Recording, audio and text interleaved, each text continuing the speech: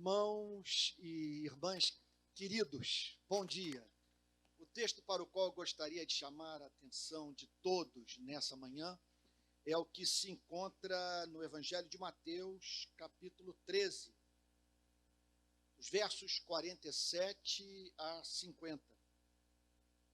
Lembrando a todos que nós nos encontramos, depois de quase 5 anos de exposição sobre o Evangelho de João, analisando todas as parábolas e metáforas de Cristo. E essa é uma delas, a parábola da rede, que diz assim: o reino dos céus é ainda semelhante a uma rede que foi lançada ao mar e apanhou peixes de toda espécie. E quando já estava cheia, os pescadores a arrastaram para a praia e, assentados, escolheram os bons para os cestos e jogaram fora os ruins. Assim será no fim dos tempos. Os anjos sairão, separarão os maus dentre os justos e os lançarão na fornalha acesa. Ali haverá choro e ranger de dentes. Vamos ter um momento de oração. Pai Santo, nosso coração é grato por te conhecer. Não saberíamos hoje o que fazer das nossas vidas sem o conhecimento do Evangelho, sem a comunhão com Cristo, por meio do conhecimento do Evangelho. Nós louvamos o teu nome pelo teu governo providencial. Também somos gratos pela certeza da vida eterna, porque aquele que começou a boa obra em nós haverá de completá-la até o dia de Cristo Jesus. Nós pedimos perdão pelas nossas iniquidades, por aquilo que há em nossas vidas e nos humilha, Senhor. Tu sabes que, por mais profunda que seja a compreensão da graça, não temos como eliminar da vida cristã a experiência de arrependimento, que traz dor, Senhor. Mas louvamos o teu nome porque o cristianismo não é só convicção de pecado e arrependimento. O cristianismo é retorno diário para a casa do Pai, a fim de receber o teu abraço.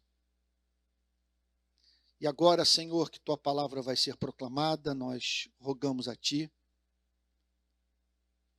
que o Senhor nos conceda graça para extrair do texto inspirado o que haverá de edificar nossas vidas. E quando pensamos em edificação das nossas vidas,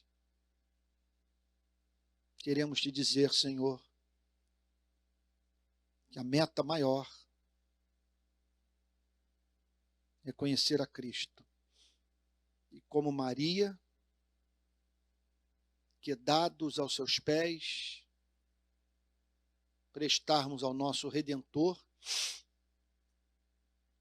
o culto que lhe é devido. Sabe, Senhor, que muitas vezes estamos privados desta comunhão em razão da nossa insistência em pecados que se tornaram caros para nós e que deveriam há muito ser extirpados das nossas vidas. Sabemos, Senhor, que o pecado embaça as lentes do coração,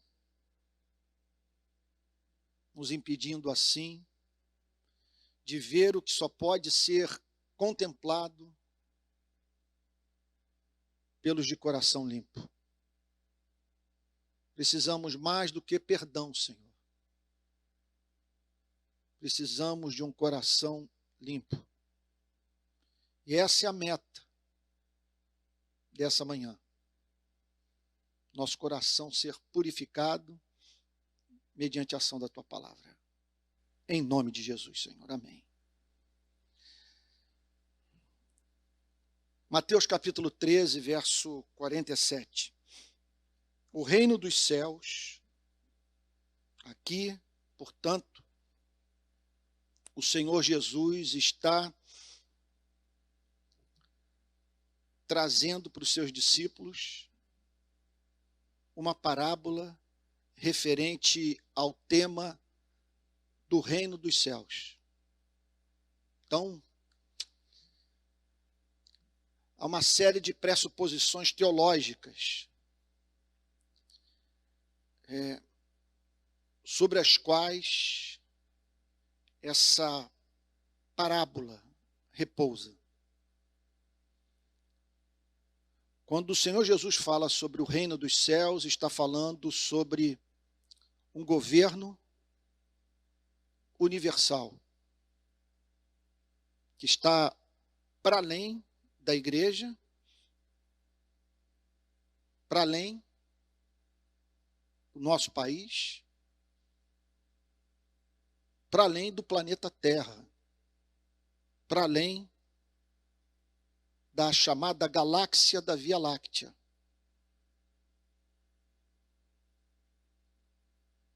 Antigo e Novo Testamento partem da pressuposição que a realidade última. Pensemos em termos de o encadeamento, de causa e efeito. Como que chegamos aqui? Você aí, me ouvindo, eu aqui falando. Isso aí é um efeito extraordinário. De alguma causa. Pensemos agora em termos do que consideramos causa e que, ao mesmo tempo, é efeito de uma outra causa. Isso nos leva a um encadeamento de causa e efeito. Então, quando os filósofos pensam em termos de realidade última, eles estão pensando em termos da realidade final, do que está por trás de tudo que foi criado. Uma vez eu tentei explicar isso num grupo pequeno para jogadores de futebol. Eu disse o seguinte, uma questão filosófica básica é justamente essa. Quem deu o pontapé inicial? Lá está a bola indo de um lado para o outro do campo. Quem deu o primeiro chute? Então, para o judaísmo e o cristianismo, para a chamada fé judaico-cristã, a realidade última é pessoal. Portanto, tudo que foi criado deve a sua origem a um ser que pensa, que delibera, que age de acordo com a sua natureza santa. Antigo e Novo Testamento também ensinam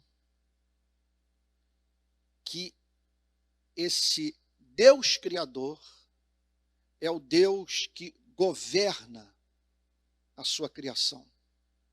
Porque na eternidade, de acordo, repito, com sua natureza santa, com a sua infinita sabedoria, ele decretou tudo aquilo que haveria de ocorrer no mundo que ele próprio criou. E aquilo que ele decretou é levado a cabo pela sua providência, de modo que o universo tem um rei. Quando o Senhor Jesus profere uma parábola como essa, o nosso Salvador está tratando de um aspecto de um tema muito mais amplo, que é o governo, repito, do Criador sobre o mundo criado. Aqui, o Senhor Jesus está falando sobre o reino dos céus do ponto de vista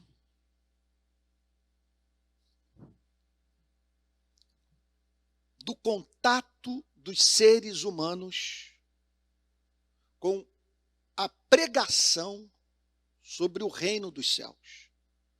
Há uma pregação sobre o reino dos céus.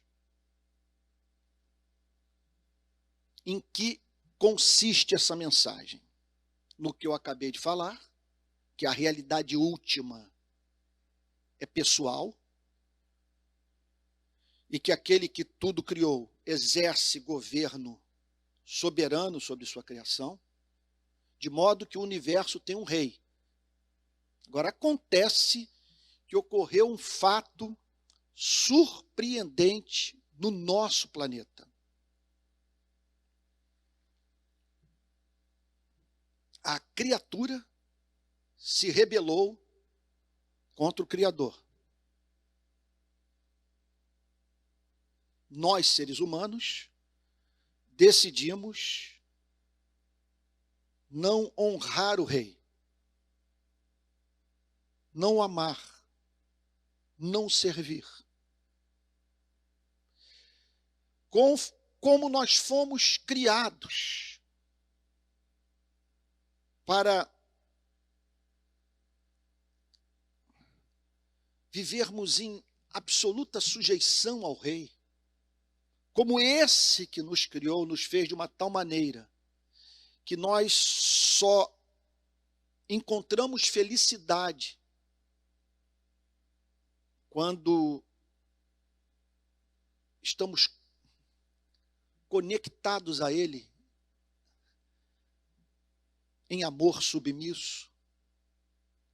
Ao nos rebelarmos contra o rei, não apenas fizemos o que pode ser considerado um crime contra a majestade do que mantém a nossa respiração e que devido à sua beleza é digno de ser amado. Mas ocorreu também um desajuste dentro de nós. Nós perdemos a glória original de filhos e filhas de Deus. E passamos, então, a anelar por voltar àquele ponto de origem da nossa maneira. Então, o diagnóstico bíblico sobre o ser humano, aquilo que poderíamos chamar de antropologia bíblica, tem como verdade basilar o fato de que perdemos a nossa glória original. Que nossas vidas são marcadas por um profundo déficit no campo da autoestima. Nós almejamos a visibilidade, ser vistos, amados, reconhecidos. Por isso que uma das maiores ofensas que podemos receber na vida, pior do que o ódio, é a indiferença. Nós abominamos a invisibilidade. Ser tratados como se não fôssemos humanos, como se não existíssemos. Encontramos-nos em processo inexorável de envelhecimento, já nascemos morrendo, no decorrer dos anos, nossos corpos são tomados por cabelos brancos, vamos perdendo gradativamente a energia, a beleza física, com o vírus da morte, portanto, operando no nosso organismo, até o fim do seu e do meu batimento cardíaco.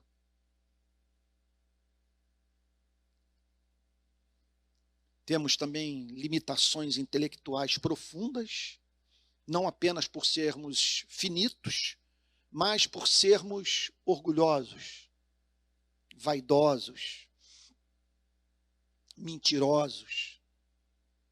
Então, parte do mundo que nos cerca não é compreendido por nós em razão da nossa finitude. E uma extensão imensa é ignorada por nós em razão do nosso pecado. Quando alguém diz,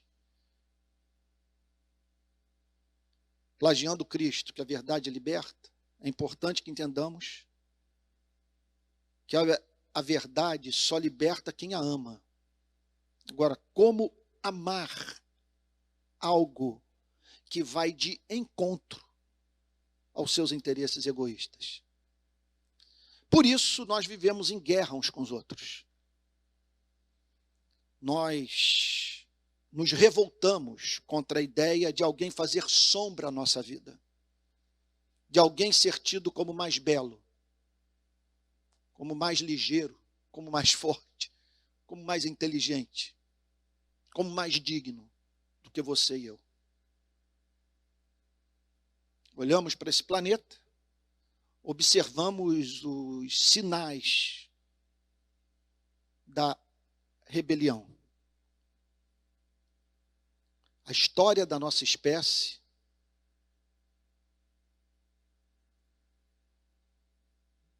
é o relato de um derramamento constante de sangue. Só no século XX, nós matamos cerca de 160 a 180 milhões de membros da nossa espécie. Pense nisso. 160, 180 milhões de pessoas que tiveram a vida interrompida pelos membros da sua própria espécie. O que o cristianismo apregoa? Que Deus olhou para essa rebelião e enviou profetas para chamar os seres humanos ao arrependimento, e esses profetas foram mortos pelos seres humanos. Nós temos muita dificuldade de lidar com a verdade, em especial quando a verdade nos fustiga. Finalmente, Deus envia o seu único filho, portando uma mensagem chamada Evangelho, que chama os rebeldes para o arrependimento, a fim de que deponham armas e se reconciliem com o Rei do Universo, sob pena, caso não se arrependam, de serem banidos eternamente da presença do único ser do cosmos digno de ser amado e adorado. Então, a parábola da rede trata das duas possíveis respostas à pregação referente à verdade do reino, ao tema do reino dos céus. Aceitação e negação. Agora, o curioso é que entre os que negaram essa mensagem, há um número incontável de pessoas que, apesar de terem negado a mensagem do Evangelho, recusando-se a aceitar a oferta de reconciliação feita pelo rei, na pessoa do seu único filho, por algum motivo, decidiram se juntar aos filhos do reino dos céus, fazerem parte da igreja de Cristo, como se convertidos fossem. Então, essa passagem fala sobre a aquisição da cidadania celeste, sobre pessoas que depuseram armas e foram na direção do Rei do Universo com os olhos marejados, pedindo perdão e rogando a cura para a sua loucura.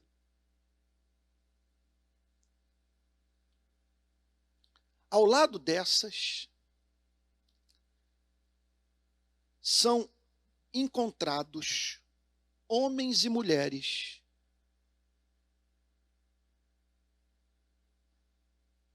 que, em razão de não terem rechaçado de antemão a mensagem do reino dos céus, se comportam como se fossem cidadãos desse reino, apesar de jamais terem experimentado em seus corações a cura desse espírito rebelde. Então é sobre isso que o Senhor Jesus está falando na parábola da rede. O reino dos céus é ainda semelhante a uma rede que foi lançada ao mar e apanhou peixes de toda espécie. E quando já estava cheia, os pescadores arrastaram para a praia e, assentados, escolheram os bons para os cestos e jogaram fora os ruins. O que temos aqui? O Senhor Jesus desejando ensinar aos seus discípulos a conhecer algumas das verdades centrais do reino dos céus. E como o Senhor Jesus é obcecado, não apenas pela verdade, mas pela clareza das ideias, pela apresentação racional da sua mensagem, e como ele revela uma predileção por apresentar de modo gráfico a verdade, a fim de que as pessoas olhem para a verdade a partir da contemplação de um quadro mental, chama os seus discípulos para olharem para uma profissão que eles conheciam muito bem, a de pescador. É como se ele os levasse para a praia, ali nas cercanias do Mar da Galileia, e dissesse o seguinte: olhem para essa cena, olhem para esses pescadores arrastando essa rede para a areia da praia. Observem a quantidade de peixe. Peixe de toda espécie. Notem que alguns peixes são comestíveis e outros não. Alguns peixes podem ser levados para o mercado para ser vendidos e outros não têm utilidade nenhuma. Vejam agora esses pescadores, observe o que está em curso, pegando os melhores peixes e os colocando num cesto, enquanto jogam fora os demais que para nada prestam. Eis aqui uma imagem precisa sobre o reino dos céus, do ponto de vista da relação que pessoas mantêm com a pregação do reino. E aí então, o Senhor Jesus chama a nossa atenção para o mistério da falsa conversão, da falsa fé, da falsa experiência de novo nascimento, que faz com que a igreja sempre seja um corpo misto. O que eu quero dizer com isso? Que não há igreja local na qual não sejam encontrados homens e mulheres santos e homens e mulheres que não valem nada. Sobre isso que Cristo está dizendo. Se não, vejamos. O reino dos céus é ainda semelhante a uma rede que foi lançada ao mar. Historicamente, vocês vão ver essa interpretação, por exemplo, no comentário de Calvino sobre o Evangelho de Mateus. Esse ato de jogar as redes ao mar a fim de apanhar peixes é alusivo ao trabalho evangelístico da igreja. Então, observe o que o Senhor Jesus está declarando e que elimina, sendo assim, toda tentativa de justificarmos o nosso afastamento da igreja a partir da decepção com alguns de seus membros. Porque o que Jesus está dizendo nessa parábola é que a própria ação evangelística da igreja atrai para o seu seio as pessoas mais cretinas, perversas, moralmente doentes que se possa conceber. O reino dos céus é ainda semelhante a uma rede que foi lançada ao mar e apanhou peixes de toda espécie. Então, observe, aqueles peixes viviam de uma determinada maneira, até que a partir de um ponto de suas vidas, uma rede os alcançou. E fez com que a sua trajetória, seu percurso, sua direção, fossem radicalmente alterados. O reino dos céus é ainda semelhante a uma rede que foi lançada ao mar e apanhou peixes de toda espécie. E agora, o Senhor Jesus, nesse ponto, nos chama para olhar essa rede cheia de peixes de toda espécie. Olhe para aquela rede.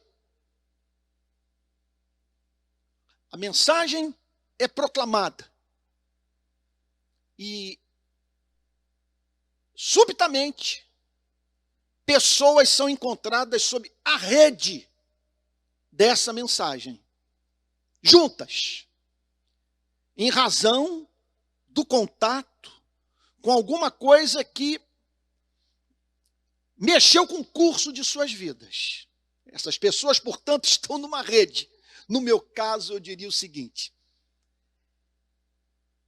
que desde o meu primeiro contato com o cristianismo, quando eu passei a compreendê-lo, houve contatos o que eu chamaria de pré-evangelísticos, mas depois que eu fui realmente evangelizado e entendido o significado básico da fé cristã, eu me senti numa rede. Eu me senti numa rede, e eu diria o seguinte, na qual eu não jamais desejei encontrar furo para dela escapar.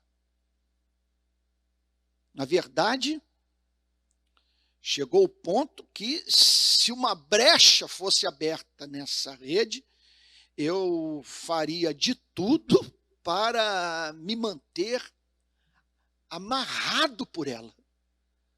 Porque o meu contato com a fé cristã, e essa é a experiência do verdadeiro convertido, é o contato com uma mensagem que nos cerca por todos os lados, a ponto de você não se imaginar mais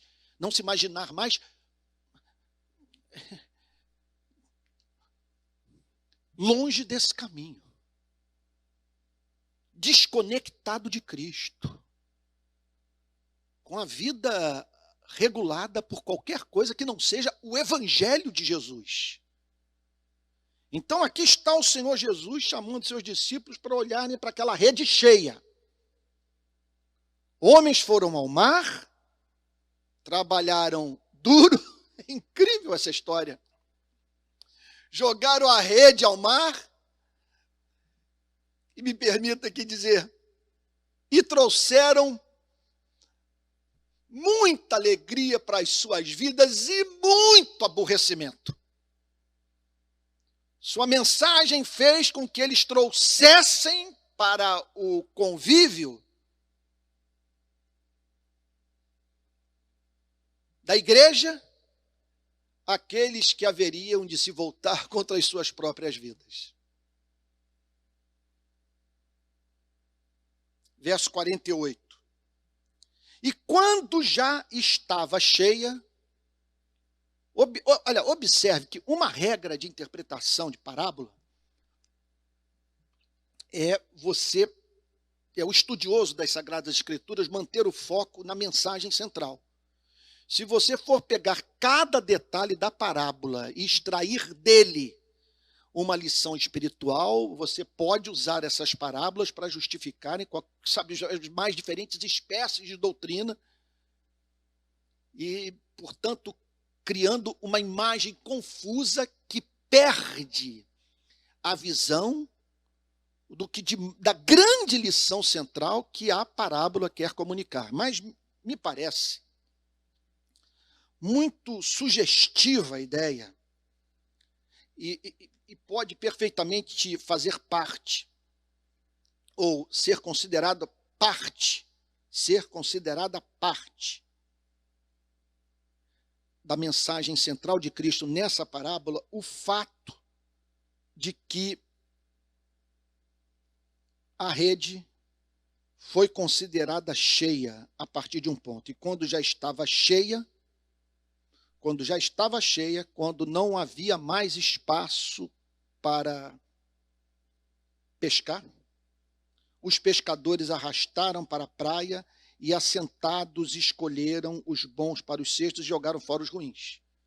Então, chega um momento em que esse trabalho cessa de lançar as redes e trazer os peixes para a beira do mar, para a areia, para a beira do mar. Então, há um momento que essa obra chega ao fim. Quando ela chega ao fim, inicia-se essa separação final dos peixes bons sendo separados dos peixes ruins. Bom, agora, no último verso, 50, o Senhor Jesus escancara o que ele quer ensinar a partir dessa imagem de pescadores lançando as redes ao mar, repito, trazendo a rede cheia com peixes de toda espécie para a areia, a fim de que dessem início ao trabalho de separação dos peixes. No verso 50, o Senhor Jesus é explícito. Então, ele pega essa imagem e associa a ela uma verdade teológica chocante, contida no seu evangelho. Ele diz assim: assim será no fim dos tempos. O que ele está dizendo? Olhem para essa cena, olhem para essa praia. Observem esses pescadores conscientemente separando os peixes bons dos peixes ruins. Vocês estão aqui diante da imagem do que ocorrerá no fim dos tempos. É claro que pregadores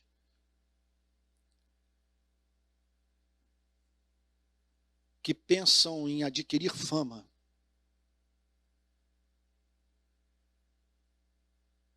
não querem escandalizar e que amam ser vistos como pregadores que pregam sobre um Deus bondoso,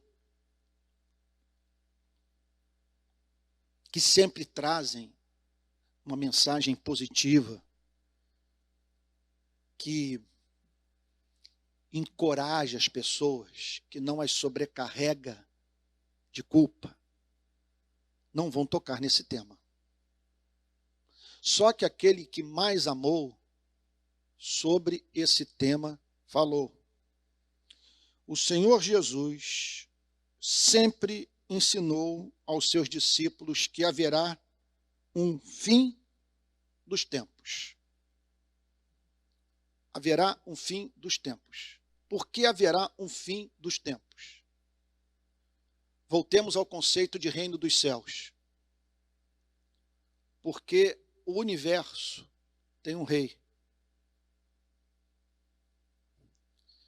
Gente, se Jesus não tivesse falado sobre essa doutrina, era para nós esperarmos pelo seu cumprimento.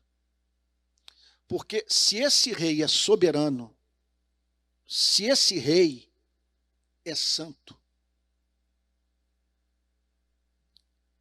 é inimaginável que ele conviva ad eternum, por toda a eternidade, com a rebelião. Que ele veja esse espetáculo de horror que está em curso no nosso planeta e não sinta indignação. E como ele não é apenas santo, é todo-poderoso, ele haverá de agir em absoluta harmonia a sua natureza santa, que o faz desejar o santo, o justo, o bom, o belo. Por isso haverá um fim dos tempos. O que significa o fim dos tempos? Esse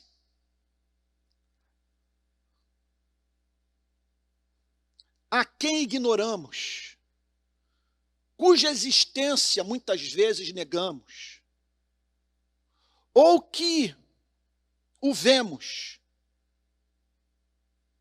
como tão somente um Deus de amor e não um Deus de justiça, vai manifestar a sua ira. Talvez você esteja dizendo: Antônio, jamais pensei que isso fosse sair dos seus lábios. Você está dizendo isso mesmo? É isso que o texto ensina. Essa doutrina não foi inventada por mim. Eu acredito que nessa manhã eu estou apenas passando adiante o que eu recebi de Cristo. Aqui está o texto falando sobre o fim dos tempos a partir dessa imagem impressionante dos pescadores fazendo uma separação na praia. Então, no fim dos tempos, a santidade de Deus se manifestará, mas de modo a levar todos a reconhecerem a mais profunda indignação que Deus sente em razão da nossa incapacidade de amar a Ele e amar aos membros da nossa espécie. Haverá um fim dos tempos. Um ponto da história em que esse fluxo de injustiça será obstaculizado pela mão soberana de Deus. Haverá um fim para a obstinação humana, para a capacidade do homem e da mulher de conceberem o que é perverso, o que é mau, o que é homicida na sua essência. Haverá um fim dos tempos. Olhe para esse planeta. Olhe para o que está em curso nesse presente momento da história.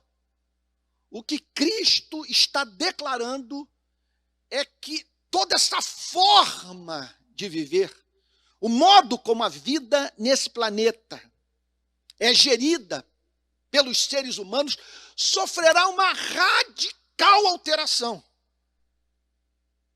E não é que os homens se tornarão conscientes que estão vivendo uma vida indecente, será uma intervenção soberana. É o fim dos tempos. Talvez uma imagem que nos ajude a entender o ponto é a da arca fechando a porta. Houve um ponto para aquela geração que não havia mais a mínima possibilidade de entrar na arca. A porta havia se fechado. Ou o juízo sobre Sodoma e Gomorra. A partir de um ponto da história daquelas cidades, não havia mais espaço para arrependimento. Tudo mudou. Tudo chegou ao fim. O Deus Santo disse: vocês não continuarão a afrontar a minha santidade e destruir a vida uns dos outros. É o fim dos tempos. Agora, o que Jesus declara é que no fim dos tempos haverá uma separação. Olha só, assim será no fim dos tempos. O que vai acontecer no fim dos tempos? Não é apenas que esse conceito de Estado-nação vai ser pulverizado. As ideologias humanas chegarão ao fim. Não é isso. Não é que nós não vamos ter mais uma ONU ou Organização Mundial do Comércio. Não é isso. Veja só. É que no fim dos tempos os anjos sairão. Haverá, portanto, o cumprimento de uma missão da qual os anjos foram incumbidos. Os anjos sairão, Deus os enviará para esse planeta e separarão os maus dentre os justos. O que nos chama a atenção a partir da interpretação clássica dessa mensagem, veja só, é bem verdade que existe uma outra interpretação. Eu estou usando a interpretação mais presente na história do cristianismo. Há aqueles que interpretam essa parábola apenas do ponto de vista do juízo final e não consideram a rede lançada ao mar como imagem representativa da ação missionária da igreja, da ação evangelística da igreja. Então, há aqueles que dizem, não, isso só está falando sobre o final dos tempos. Enquanto que outros, como Calvino, por exemplo, como William Hendrickson, consideram essa passagem como alusiva também à ação evangelística, repito, da igreja. A rede é lançada e a igreja traz para o seu seio convertidos e não convertidos.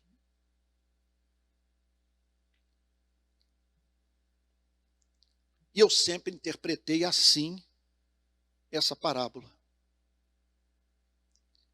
E é impressionante a relação que ela mantém com os mais diferentes textos das Sagradas Escrituras que tratam do tema da falsa experiência de conversão. Talvez a parábola mais famosa sobre esse tema seja a parábola do semeador, que em breve nós vamos analisar. existe aquilo que nós podemos chamar de falsa experiência de conversão. Então, Cristo está falando aqui sobre maus e justos dentro da mesma rede. Então, a rede foi lançada ao mar. Como resultado desta ação, pessoas passaram pela experiência de conversão, se arrependeram e creram, e foram consideradas justas por Deus. Quem são os justos? Os justos são aqueles que vivem uma vida de absoluta conformidade à lei de Deus. Falando de uma forma mais específica, os justos são aqueles que se submetem integralmente aos 2 grandes mandamentos da lei, que resumem todo o conjunto de revelação que Deus fez do seu caráter à humanidade, por meio daquilo que ele pede que o homem e a mulher pratiquem. Há 2 mandamentos que resumem tudo: amar a Deus com todo o nosso ser, toda a nossa força, com toda a nossa alma, com todo o nosso entendimento, e amar ao próximo com o amor que temos pela nossa própria vida. Ninguém vive isso. O que a Bíblia diz é que, por meio do arrependimento e fé no sacrifício de Cristo na cruz, Deus nos considera justos. Ele nos trata como se tivéssemos cumprido a lei, porque um cumpriu a lei por nós, Jesus Cristo, que verdadeiramente amou o Pai e amou o próximo. Então, quem são os justos? Os justos são aqueles que foram justificados pela graça mediante a fé, tal como nos ensina Romanos capítulo 5, verso 1.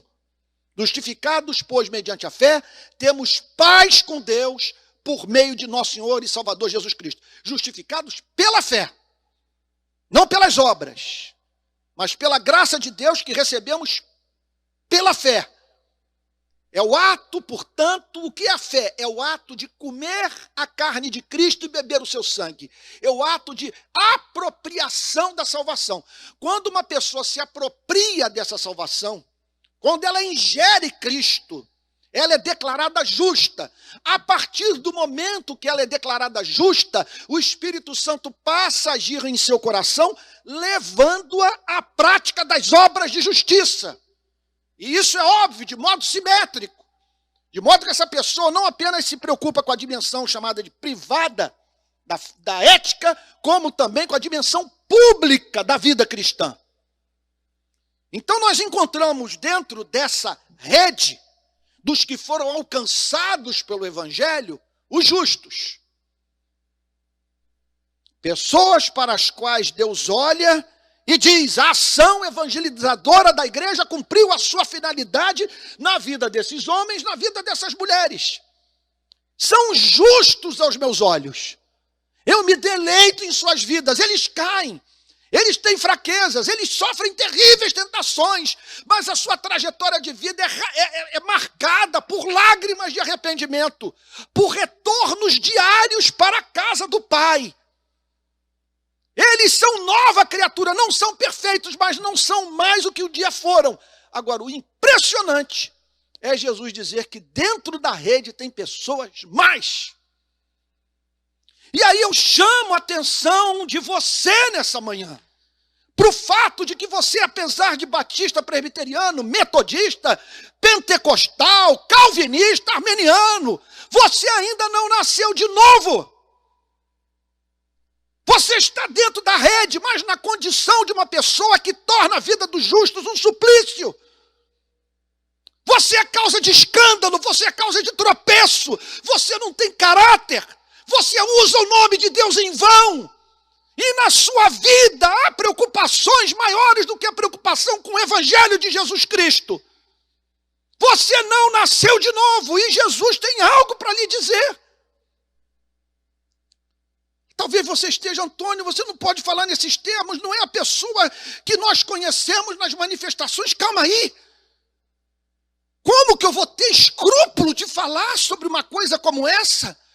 Quando nós vemos pessoas em nome de Jesus, usando o nome santo do Criador, matando, roubando, tirando pessoas da verdade, fazendo com que homens e mulheres fiquem do lado de fora do reino dos céus, por sentirem náusea quando olham para o comportamento dos evangélicos. Tenho que falar nesse tema sim, porque grande parte do sofrimento que enfrentamos nesse planeta é causado por religiosos. E aqui está o texto dizendo: assim será no fim dos tempos. Os anjos sairão, separarão os maus dentre os justos.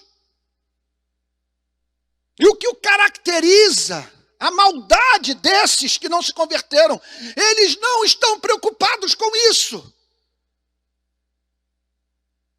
E ouvem essa mensagem e não pensam jamais na possibilidade deles fazerem parte desses que estão na rede e que são perversos.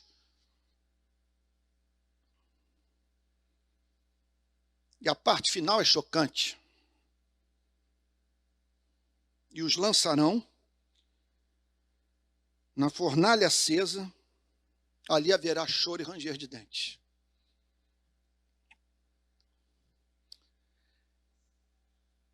É a separação final. Aqui não há espaço para a doutrina da reencarnação. Hoje, em nome do amor, acreditarmos numa redenção após essa decisão final, após essa separação. Choro e ranger de dentes é a descrição do pânico. Porque não há nada que possa mais desintegrar o espírito humano do que a percepção do fato de que a palavra esperança foi sacada do dicionário da sua vida.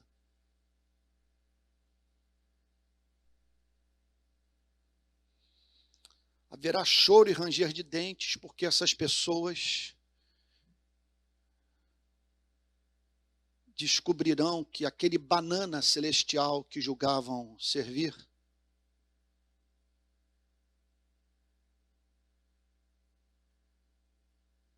é fogo consumidor. Haverá choro e ranger de dentes, porque Deus não é caprichoso e não pune inocentes. Essas pessoas tomarão consciência de que tiveram todas as oportunidades da vida para se tornarem justas e, contudo,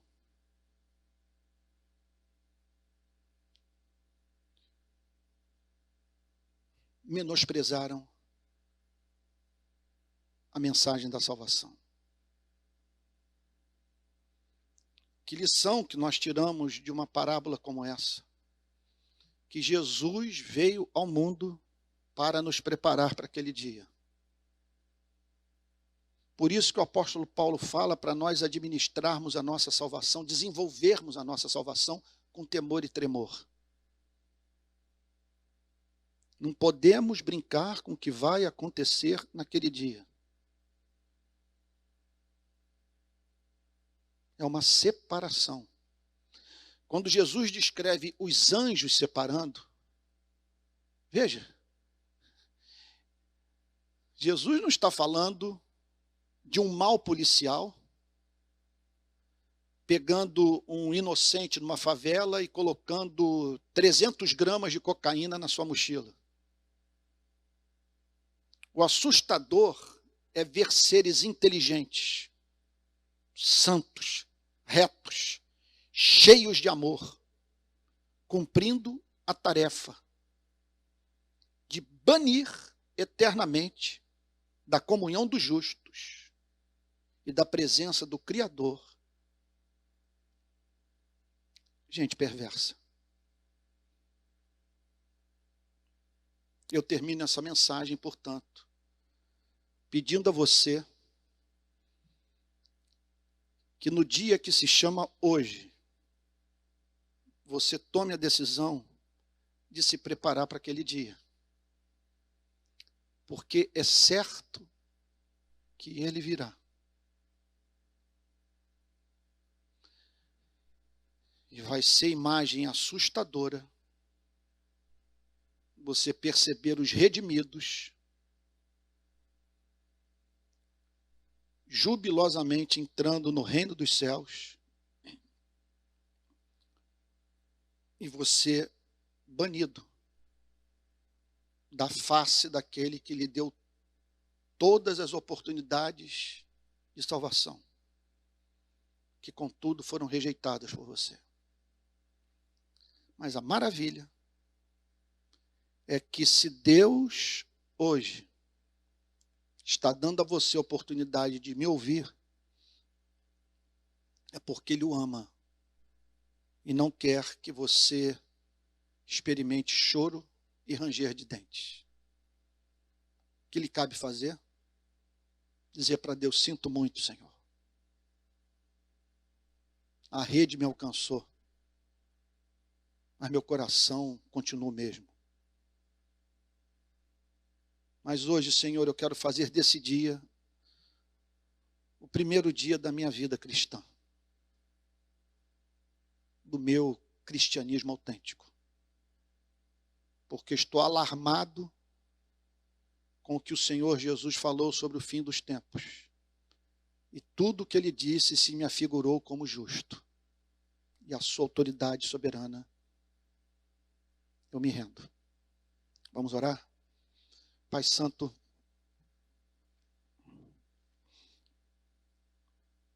nosso coração estremece diante de um texto como esse.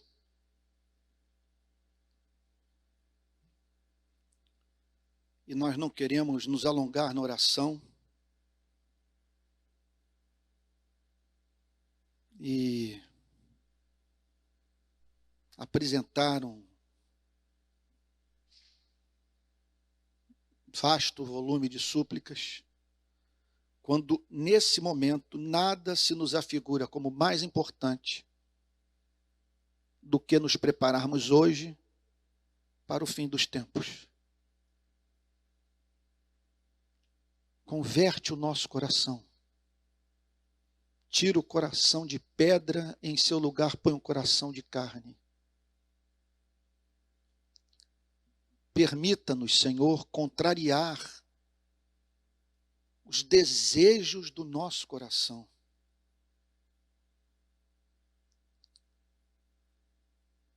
Se assim for necessário para que sua vontade se cumpra em nossa vida. Dá-nos natureza de ovelha, que pela graça do nosso Senhor e Salvador Jesus Cristo, o Senhor nos considere justos, a fim de que naquele dia possamos ouvir da sua própria boca: foste fiel no pouco, sobre o muito te colocarei. Entra na alegria do teu Senhor. Senhor, essa é uma das orações mais importantes da nossa vida. Pedimos que o Senhor a acolha. Estamos tratando de uma questão de vida ou morte. Ouça a nossa súplica. Em nome de Jesus. Amém.